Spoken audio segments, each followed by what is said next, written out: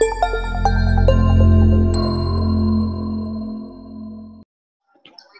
kasih.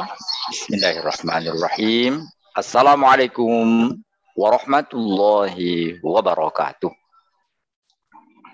Waalaikumsalam warahmatullahi wabarakatuh.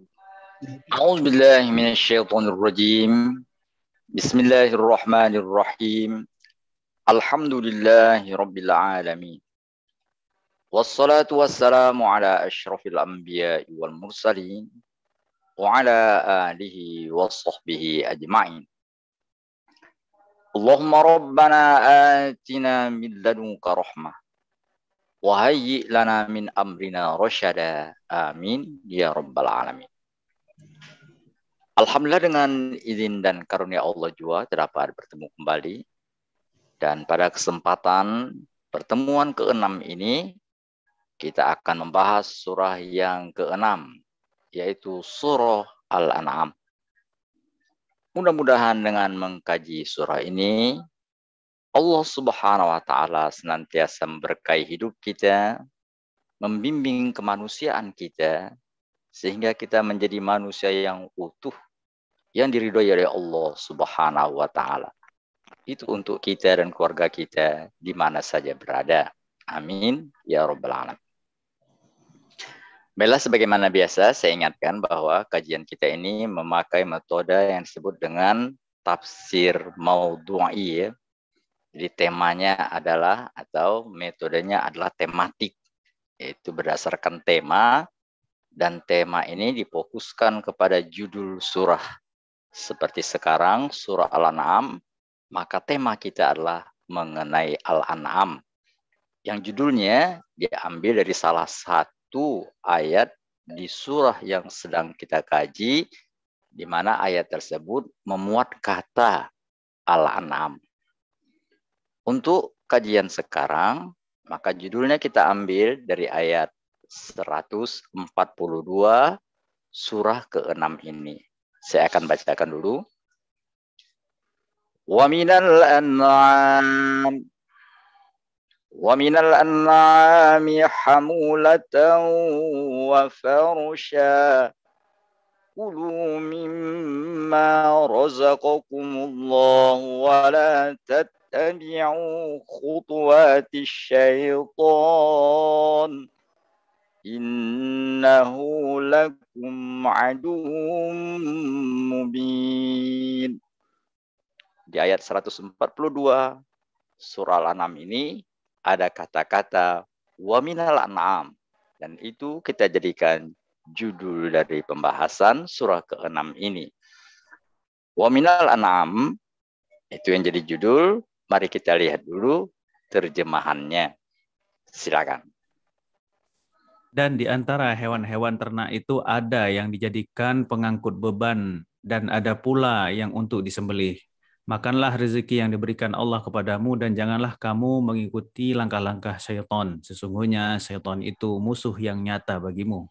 Ya, jadi dari terjemahan tadi kita dapatkan arti dari Al-An'am, yaitu binatang ternak.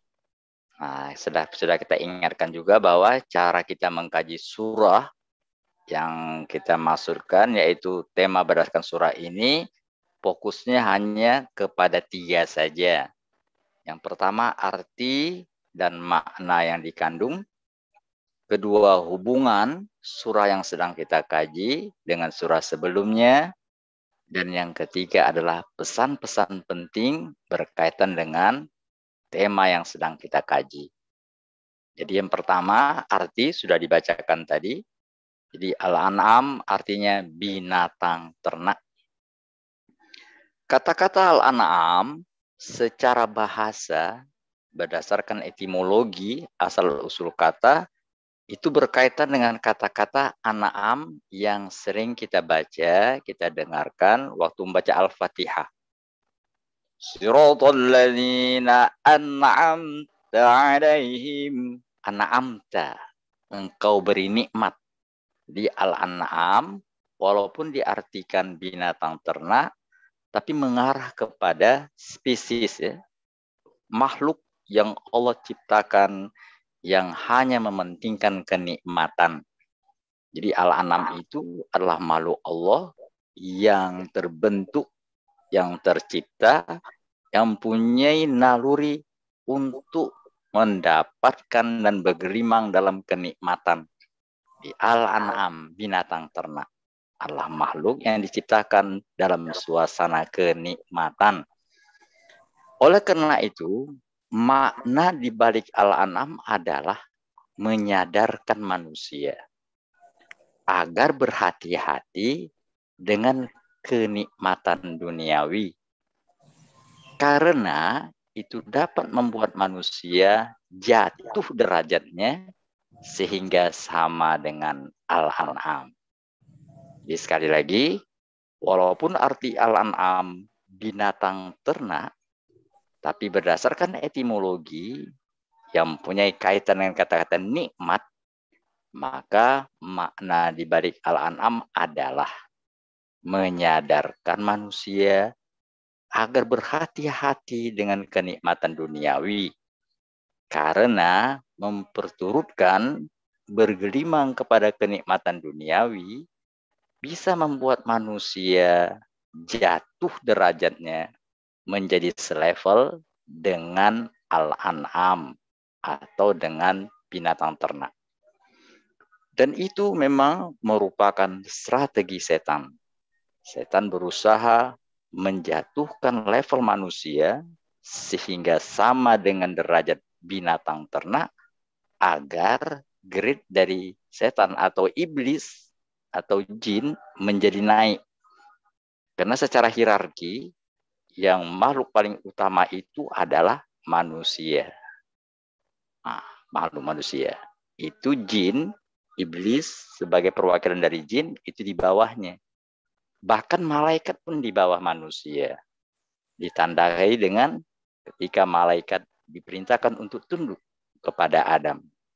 Karena itu jin yang merasa dibawahi oleh manusia ingin untuk naik, dan caranya adalah dengan menjatuhkan derajat manusia menjadi selevel dengan binatang, sehingga grade dari setan atau iblis menjadi naik. Pada ayat 142 dikatakan jangan ikuti strategi setan, itu juga bermaksud hati-hati. Melalui Al-An'am, melalui kenikmatan, setan berusaha menjatuhkan derajat manusia. Isyarat itu kita dapat lihat melalui surat 35. Pada surat 35, ayat 5, dikatakan begini. Surat 35 Fatir. Ya ayyuhan nasu inna wa'dallahi haqq. فلا تغرنكم الحياة الدنيا ولا يغرنكم بالله الغرور. Silakan terjemahkan. Ayat berapa tadi Ustaz? Afwan.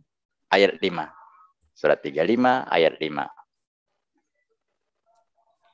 Wahai manusia, sungguh janji Allah itu benar, maka janganlah kehidupan dunia memperdayakan kamu, dan janganlah setan yang pandai menipu memperdayakan kamu tentang Allah. Ya, itulah dia pembahasan pertama. Arti dari Al-An'am adalah binatang ternak, sedangkan makna dikandungnya adalah menyadarkan manusia agar berhati-hati dengan binatang ternak, dengan sifat-sifat binatang ternak atau kenikmatan yang membuat manusia jatuh derajatnya menjadi selevel dengan binatang. Itu bukan berarti bahwa manusia tidak boleh menikmati kenikmatan duniawi. Itu bukan begitu. Yang dimaksud adalah jangan sampai kenikmatan itu membuat manusia menjadi jatuh derajatnya.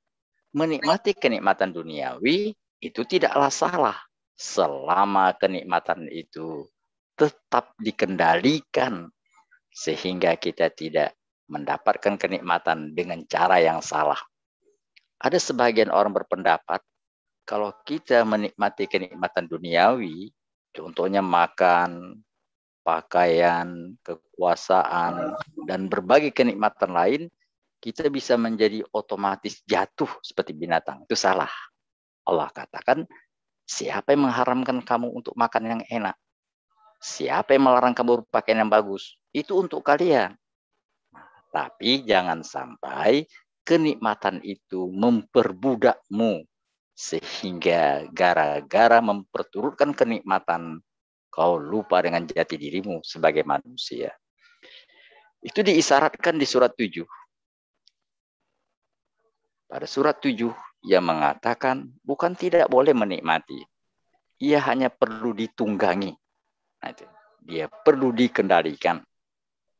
Pada surat 7, surah Al-A'raf, ayat 32 dikatakan begini. Qul man harrama zinatallahi allati akhraja li'ibadihi wat-thayyibati minar rizq.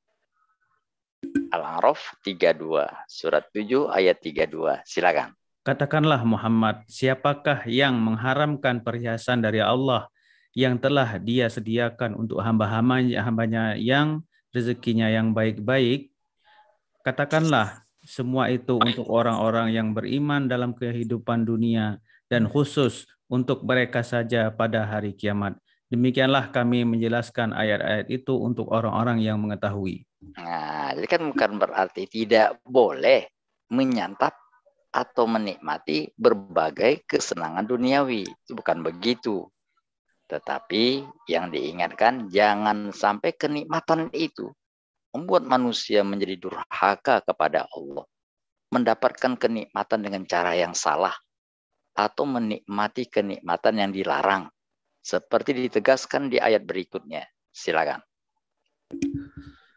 Katakanlah Muhammad, Tuhanku hanya mengharamkan segala perbuatan keji yang terlihat dan yang tersembunyi, perbuatan dosa, perbuatan zalim tanpa alasan yang benar, dan mengharamkan kamu mempersekutukan Allah dengan sesuatu, sedangkan Dia tidak menurunkan alasan untuk itu dan mengharamkan kamu membicarakan tentang Allah apa yang tidak kamu ketahui. Nah, yang Allah haramkan itu hanya yang keji. Maksudnya kenikmatan seksual, tapi dengan cara tanpa menikah. Jadi katakan kemarin setelah kita sebutkan istilahnya kumpul kebu. Sama dengan kebu kalau itu. Atau mendapatkan kenikmatan, kekayaan, kekuasaan dengan cara umpamanya cara yang zolim. Cara-cara yang tidak benar. Atau minta kekayaan melalui syirik. Minta kepada setan-setan. Nah, itu di surat Al-An'am sendiri ada isyarat seperti begini. Pada surat 6 yang sedang kita kaji, mendapatkan kenikmatan dengan meminta kepada setan, nah itu termasuk kepada perilaku manusia yang akan mengarah kepada Al-An'am. Seperti dikatakan di surah ke-6 ini, ayat 112. وَكَذَلِكَ جَعَلْنَا لِكُلِّ نَبِيٍّ عَدُوًّا شَيَاطِينَ الْإِنسِ وَالْجِنِّ يُوحِي بَعْضُهُمْ إِلَى بَعْضٍ زُخْرُفَ الْقَوْلِ غُرُورًا. Silakan. Dan demikianlah untuk setiap nabi kami menjadikan musuh yang terdiri dari setan-setan manusia dan jin. Sebagian mereka membisikkan kepada sebagian yang lain perkataan yang indah sebagai tipuan. Dan kalau Tuhanmu menghendaki, niscaya mereka tidak akan melakukannya. Maka biarkanlah mereka bersama apa yang mereka ada-adakan. Ya, jadi minta kepada setan-setan, setan-setan manusia, para dukun, setan-setan dari kalangan jin, itulah dia setan-setan yang biasa dikatakan dengan setan. Jadi setan itu bisa dari manusia, bisa dari jin. Yang jin membisikkan kepada setan-setan manusia berupa dukun yang akan memberikan saran bagaimana untuk mendapatkan kekayaan, untuk mendapatkan kenikmatan duniawi. Nah, pada surat 72 ditegaskan begini. Surat 72, surat Jin, ayat 6. Wa annahu kana rijalun minal insi ya'udzuuna birijalin minal jinni fazaduhum rahaqa. Silakan. Dan sesungguhnya ada beberapa orang laki-laki dari kalangan manusia yang meminta perlindungan kepada beberapa laki-laki dari jin. Tetapi mereka jin menjadikan mereka manusia bertambah sesat. Bertambah sesat. Menjadi kehilangan jati dirinya. Sehingga seharusnya menjadi manusia, menjadi insan. Tetapi ternyata telah jatuh menjadi al-an'am. Na'udzubillah min dzalik. Baiklah, itulah yang pertama. Jadi artinya binatang ternak, tapi makna dikandungnya adalah hati-hati dengan kenikmatan, karena itu bisa membuat manusia menjadi selevel dengan binatang ternak. Kita lanjut kepada bahagian kedua, hubungan. Hubungan antara surah yang lalu, Al-Ma'idah, dengan surah sekarang, yaitu Al-An'am. Bila surah yang lalu menjelaskan tentang hidangan langit, yang juga berarti santapan ruhani. Jadi kita manusia ini beda dengan binatang, kita punya ruhani, ruh spesial dari Allah. Jadi Maidah kemarin, walaupun diartikan hidangan dari langit, tapi bermakna adanya santapan dari langit. Santapan rohani yang Allah berikan kepada manusia. Itu telah kita jelaskan. Maka judul sekarang, surah sekarang mengingatkan agar manusia memperhatikan hidangan langit ini, yaitu Al-Quran. Dan jangan hanya memperhatikan dan sibuk dengan santapan bumi atau santapan jasmani. Jadi sekali lagi, Al-Ma'idah mengingatkan kita, cobalah santap santapan rohani. Jangan semata-mata menyantap hidangan jasmani atau santapan bumi saja. Gitu. Itulah makanya salah satu rukun Islam adalah puasa. Puasa itu intinya, cobalah hentikan kegiatan yang berkaitan dengan makanan bumi, makanan yang masuk ke perut. Coba hentikan, puasa.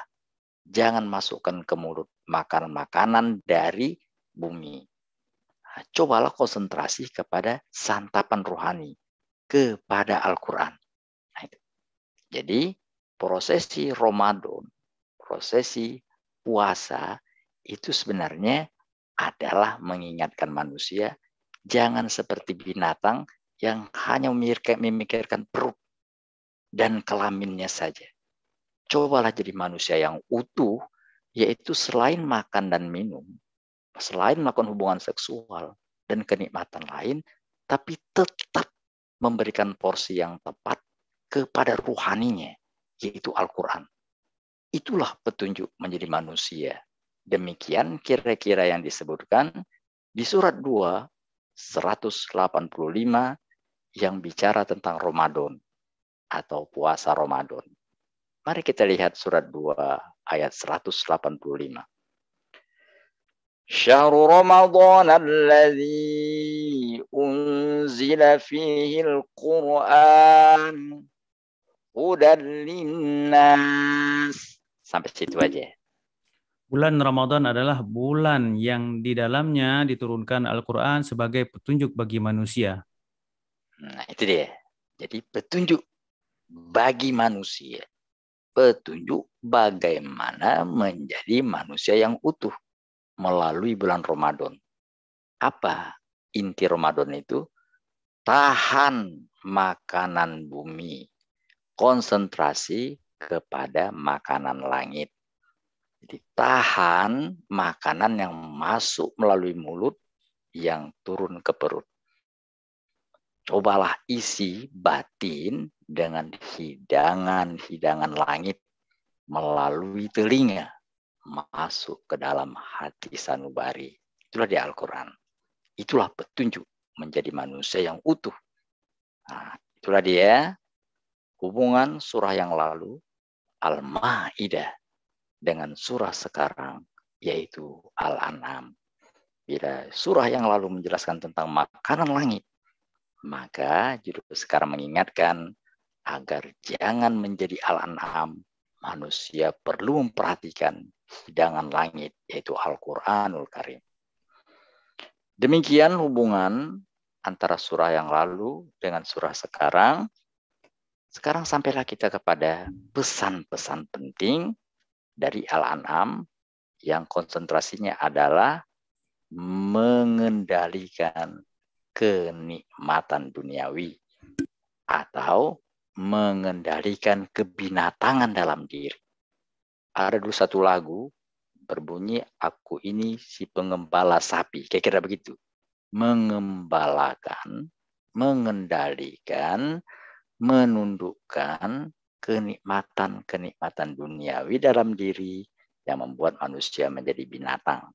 Jadi dengan kata yang lebih singkat, menundukkan an'am, mengendalikan an'am dalam diri. Bagaimana caranya? Melalui surah Al-An'am, kita diingatkan setidaknya 3 pesan penting. Dan kita fokus kepada 3 pesan penting ini saja, yang apabila kita hayati, insya Allah, kita akan terhindar dari an'am. Kita akan dapat mengendalikan an'am, yaitu insting naluri kita untuk menikmati berbagai kenikmatan yang tidak salah, tapi terkendali. Bagaimana caranya? Melalui surah Al-An'am ini, kita akan ambil 3 pesan. Pesan pertama, sadari manusia mempunyai suatu yang unik, yang membuatnya istimewa. Jadi sadari bahwa kita manusia ini mempunyai sesuatu yang unik, suatu yang istimewa, yang tidak dimiliki oleh binatang, yaitu ruh ilahi yang tersembunyi dalam jiwa. Beri perhatian kepada ruh ilahi tersebut. Nah, itu kalau panjang umpamanya, baru singkat adalah pesan pertama ini intinya beri perhatian kepada yang tersembunyi dalam diri kita. Ruh ilahi. Pada surah Al-An'am dikatakan begini. Ayat 3. Wa huwallahu fis samawati wa fil ardi ya'lamu sirrakum wa jahrakum wa ya'lamu ma taksibun. Silakan. Dan dialah Allah yang disembah di langit maupun di bumi. Dia mengetahui apa yang kamu rahasiakan dan apa yang kamu nyatakan, dan mengetahui pula apa yang kamu kerjakan. Jadi Allah pencipta kita, dia Tuhan di langit, dia Tuhan di bumi. Itu juga kalau kita kaitkan dengan pembahasan tadi, kalau ke arah makanan, jangan perhatikan langit, jangan perhatikan bumi kita saja, tapi perhatikan langit kita.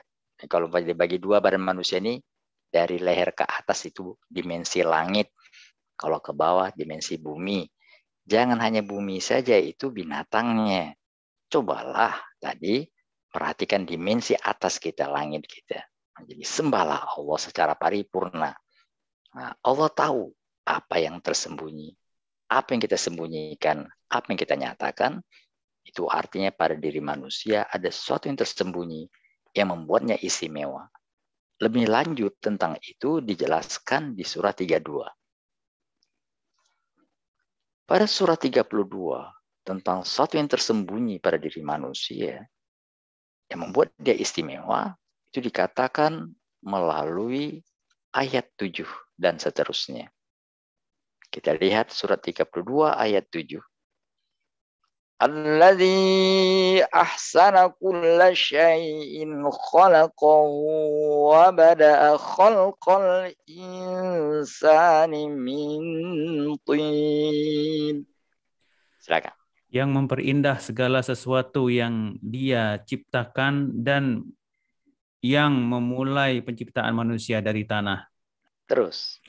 Kemudian Dia menjadikan keturunannya dari saripati air yang hina, air Terus. mani. Kemudian Dia menyempurnakannya dan meniupkan roh ciptaannya ke dalam tubuhnya, dan Dia menjadikan pendengaran, penglihatan, dan hati bagimu. Tetapi sedikit sekali kamu bersyukur. Nah, konsentrasi kepada ayat 9 ini. Umasawahu. Kemudian Allah menyempurnakan. Wa nafakha fihi min ruhi, dan meniupkan ruhnya. Jadi Allah tiupkan pada manusia ruh yang istimewa. Itulah yang membuat manusia menjadi istimewa. Dan derajatnya melebihi segala yang ada. Oleh karena itu syukuri. Nah, itulah menjadi pesan pertama. Ingin kita menjadi manusia yang paripurna, syukuri nikmat Allah. Yaitu keberadaan kita sebagai manusia karena memiliki ruh ilahi, dan perhatikan ruh ilahi itu dengan baik. Bagaimana cara memperhatikannya? Lanjut di surat 6 yang tadi baru kita baca ayat 3, lanjutkan ke ayat 4. Surah Al-An'am ayat 4. Al-An'am. Yang tadi kita baca masih ayat 3. Sekarang lihat ayat 4-nya. Wa ma ta'tihim min ayatin min ayati rabbihim illa kanu anha mu'ridin. Dan setiap ayat dari ayat-ayat Tuhan yang sampai kepada mereka, orang-orang kafir, semuanya selalu diingkarinya. Jadi kalau kita ingin tadi menjadi manusia yang utuh, yang tidak semata-mata santapan jasmani saja, maka cobalah berikan ke batin kita, ke ruh kita, santapan rohani.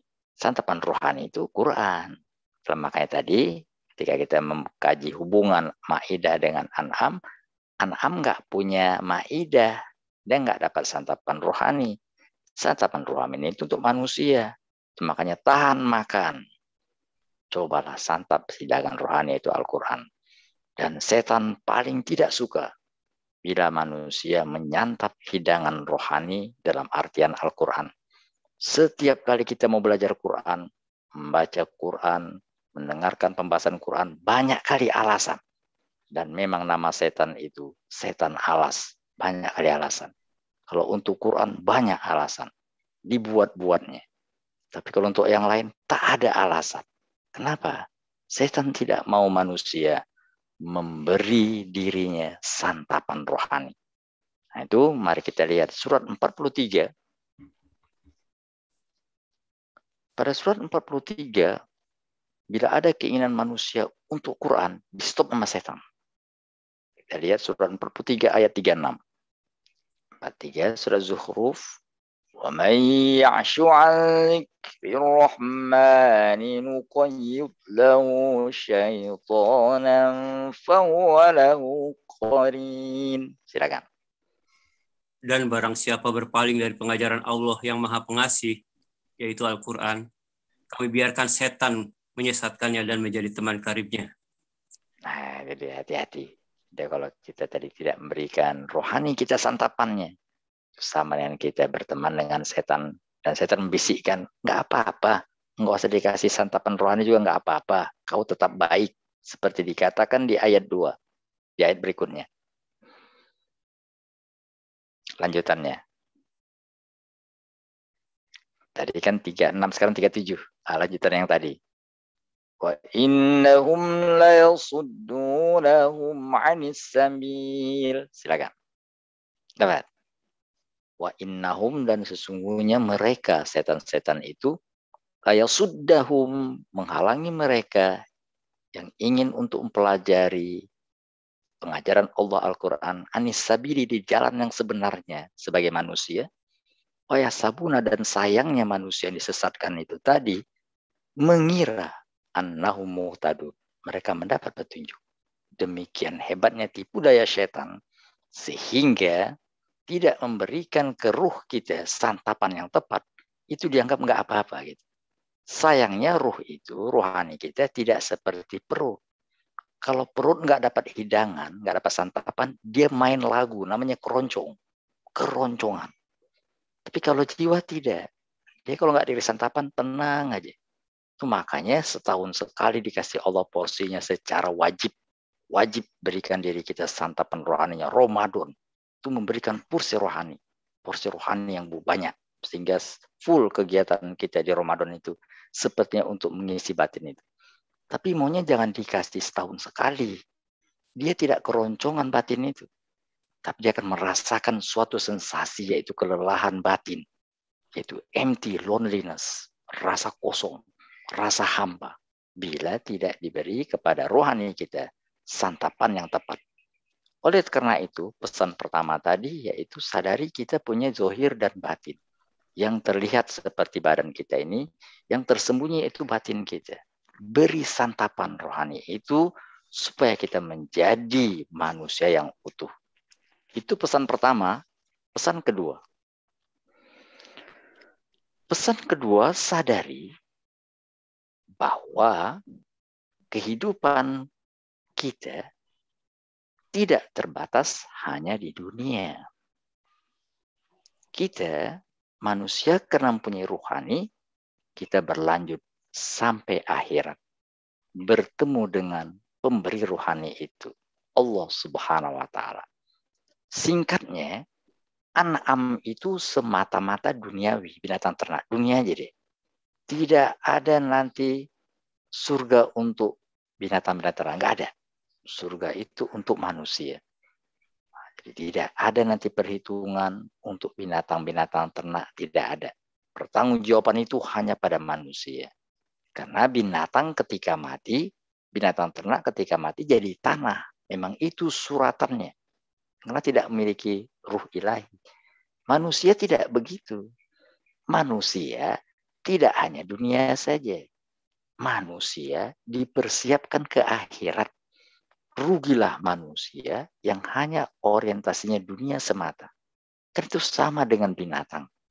Seperti dikatakan di surah 6, kita ada surah 6, ayat 31. Qad khasira alladzina kazzabu bi liqa'illah. Silakan. Sungguh rugi orang-orang yang mendustakan pertemuan dengan Allah, sehingga apabila kiamat datang kepada mereka secara tiba-tiba, mereka berkata, alangkah besarnya penyesalan kami terhadap kelalaian kami tentang kiamat itu. Sambil mereka memikul dosa-dosa di atas punggungnya, alangkah buruknya apa yang mereka pikul itu. Lanjut. Dan kehidupan dunia ini hanyalah permainan dan senda gurau. Sedangkan negeri akhirat itu sungguh lebih baik bagi orang-orang yang bertakwa. Tidakkah kamu mengerti? Mengertilah kita bahwa kita dengan keberadaan kita, dengan zohir dan batin kita, menjadi makhluk yang spesial. Kita bukanlah untuk dunia semata, tapi dunia dan akhirat. Jangan gadaikan dunia sehingga kita mengabaikan akhirat. Dan gadaikan akhirat itu untuk mendapatkan keuntungan dunia, nanti akan menyesal. Seperti yang disebutkan di surat 69. Kita beralih ke surat 69 yang menjelaskan tentang orang-orang yang berperilaku seperti An'am, mengejar kenikmatan duniawi dan tidak peduli dengan adanya kebangkitan, kehidupan yang abadi setelah dunia ditinggalkan, melalui surat 69 ayat 25. Amma man utiya kitabahu bishimalihi. Silakan. Dan adapun orang yang kitabnya diberikan di tangan kirinya, maka dia berkata, alangkah baiknya jika kitabku ini tidak diberikan kepadaku. Terus. Sehingga aku tidak mengetahui bagaimana perhitunganku. Terus. Wahai kiranya kematian itulah yang menyudahi segala sesuatu. Dia kira udah mati, udah. Memang kalau sudah mati, sudah selesai tahapan dunia. Tapi kita manusia bukanlah sampai tahapan dunia saja. Itu untuk binatang. Manusia mengalami kehidupan yang akan datang, yaitu barzah. Dan seterusnya, yaitu akhirat. Terus. Hartaku sama sekali tidak berguna bagiku. Kekuasaanku telah hilang dariku. Allah berfirman, tangkaplah dia lalu belenggulah tangannya ke lehernya. Kemudian masukkanlah dia ke dalam api neraka yang menyala-nyala. Na'udzubillah min dzalik. Itulah dia pesan yang kedua. Setelah yang pertama tadi, kita punya batin, rohani, beri perhatian kepada rohani kita. Yang kedua, kita manusia ini beda dengan binatang. Kita bukan semata-mata dunia. Kita punya ruh yang akan melanjutkan kehidupan kita sampai ke akhirat bertemu dengan Allah. Itu yang kedua. Yang terakhir, yang ketiga, ikuti aturan kemanusiaan yang Allah turunkan. Dengan perkataan lain, kita manusia ini Tuhan kita Allah. Kalau binatang dalam tanda petik Tuhannya manusia. Itu maka kita sesuka hati pada binatang boleh, dalam artian sesuka hati boleh kita sembelih. Kita sembelih disuruh Allah gitu. Jadi jangan pula kita sungkan-sungkan binatang makhluk Allah, iya. Tapi makhluk Allah yang disiapkan untuk kita. Itu ada unsur hewani. Jadi ada unsur hewani yang perlu kita santap. Itu seakan-akan Allah berikan binatang ternak itu untuk kita santap. Seperti tadi di 142 yang kita jadikan judul. Binatang itu ada untuk kita kendarai, ada untuk santapan. Jadi tuannya kita. Tapi kita manusia, Tuhan kita Allah. Jangan Tuhan kita manusia juga. Kita harus mengatakan bahwa dedikasi kita, hidup kita adalah untuk pencipta kita. Allah Subhanahu wa Ta'ala. Seperti dikatakan di surat 6, bagian terakhir, tepatnya pada mulai ayat 161. Qul innani hadani rabbi ila siratim mustaqim dinan qiyaman millata Ibrahim hanifa wa ma kana minal musyrikin. Qul inna salati wa nusuki wa mahyaya wa mamati lillahi rabbil alamin. 161, 162, silakan. Katakanlah Muhammad, sesungguhnya Tuhanku telah memberiku petunjuk ke jalan yang lurus, agama yang benar, agama Ibrahim yang lurus. Dia Ibrahim tidak termasuk orang-orang musyrik. Katakanlah Muhammad, sesungguhnya salatku, ibadahku, hidupku, dan matiku hanyalah untuk Allah, Tuhan seluruh alam. Hidup matiku untuk Allah, itu manusia. Hidup matiku untuk Tuanku, itu kata binatang. Oleh karena itu membuat manusia beda dengan binatang, supaya kita tidak larut dalam kenikmatan duniawi. Pastikan bahwa kita hanya bertuhankan kepada Allah, pencipta langit dan bumi. Itulah dia petunjuk yang benar, petunjuk yang lurus untuk menjadi manusia yang utuh. Demikianlah pembahasan singkat tentang surah ke-6 ini, dinamakan Al-An'am, untuk mengingatkan manusia hati-hati dengan an'am. Kita boleh an'am, tapi mesti an'amta. Siratal ladzina an'amta alaihim. Kenikmatan yang diberi oleh Allah. Kenikmatan yang tidak melalaikan rohani kita. Kenikmatan yang tetap kita fokus pada akhirat. Kenikmatan yang sesuai dengan aturan yang Allah berikan. Mudah-mudahan pesan ini dapat kita hayati sehingga kita dapat menjadi pengembala an'am. Jadi orang-orang yang mengembalakan an'am bukan menjadi budak dari an'am. Amin ya rabbal alamin. Shadaqallahul azim. Assalamualaikum warahmatullahi wabarakatuh.